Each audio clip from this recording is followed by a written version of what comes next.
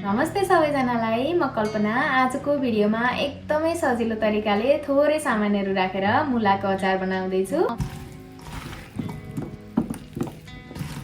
त्यसको लागि मैले यहाँ 2 वटा मुला लिएको छु। अघि नै पखालेर सफा गरेर लिएकी छु। यो मुलामा बाहिरबाट हल्का कालो कालो थियो, त्यही भएर मैले बाहिर चाहिँ हल्का तासेको हो। हजुरहरुसँग भएको मुलामा यस्तो सफा केही पनि छैन, राम्रो छ भने बाहिरको बोक्रा यसरी ताक्नु पनि पर्दैन।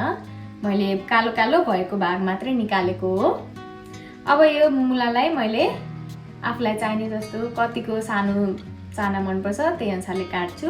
मैले मुलालाई काटेर पनि रेडी बनाइसके। मैले मुलालाई यतिको सानो पिस बनाएर काटेकी छु। हजुरहरुलाई अलिक ठुलो मन पर्छ भने अलिक ठुलो बनाउनु होला, अलिक सानो मन पर्छ भने अलिक सानो बनाए पनि केही फरक पर्दैन।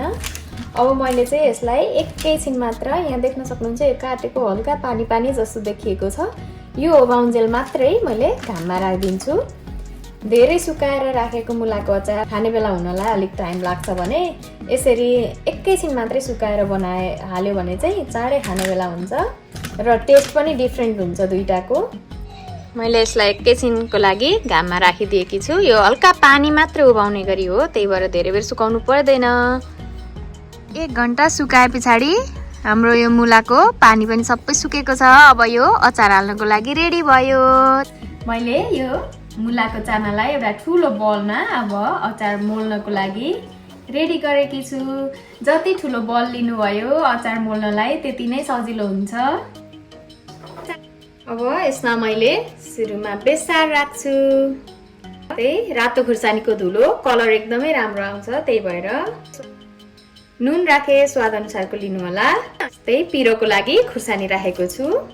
यो चाहिँ मैले तोरीलाई भुटेर पाउडर बनाएको हो। हजुरहरूले रायो सर्स्यौं जे राख्नु भए पनि हुन्छ। तेल राख्नुपर्छ। अब यसलाई मजाले मिक्स गरिदिन्छु।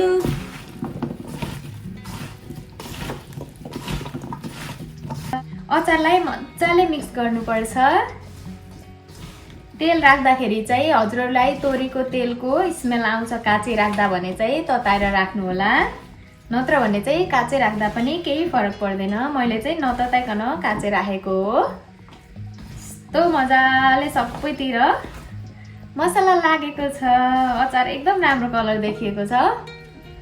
यसमा मसलाको धुलोहरू, जिरा धनिया केही राख्नु पर्दैन। मुलाको अचार यत्तिकै मिठो हुन्छ।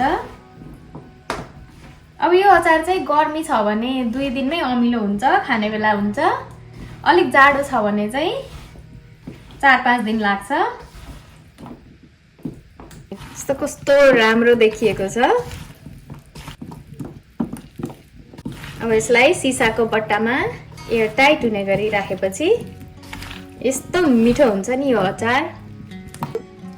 मैले यहाँ सिसाको बट्टा लिएको छु। बट्टा चाहिँ एकदम ओभानो हुनुपर्छ। यसमा पानी थियो भने चाहिँ अचारमा ढुसी आउँछ। अब यसमा मजाले अचारलाई राख्दिने, खाँदै खाँदै राख्नुपर्छ।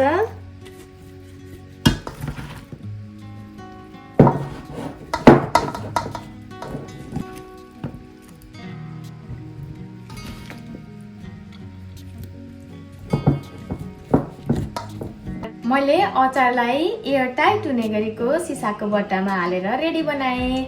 अब यो अचारलाई म 1 दिन चाहिँ घाममा राख्छु, त्यस पछाडि चाहिँ भित्र नै राख्छु।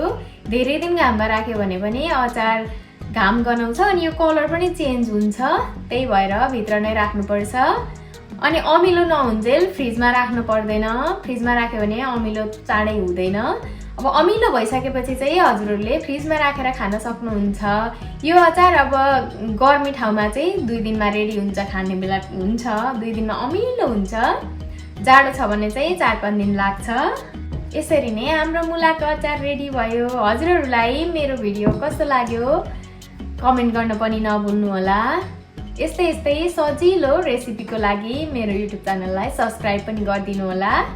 Thank you. नमस्ते।